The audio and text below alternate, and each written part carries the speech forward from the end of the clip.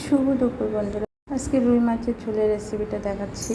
Tomato দিয়েছি, tomato একটা গোটা তেজপাতা তেলের মধ্যে আগে, তারপরে আদা রসুন জিরা এগুলো পিষে দিয়েছি মিক্সিতে। দেওয়ার পরে আমি ফ্রাই করতেছি।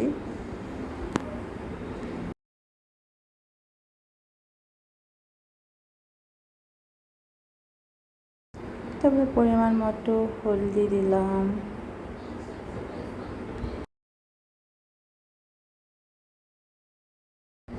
লবণটাও দিয়ে নিলাম পরিমাণ মতো।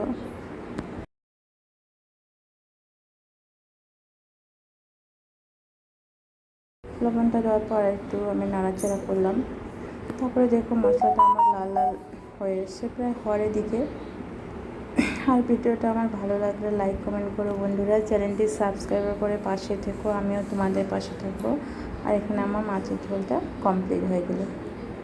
টাটা।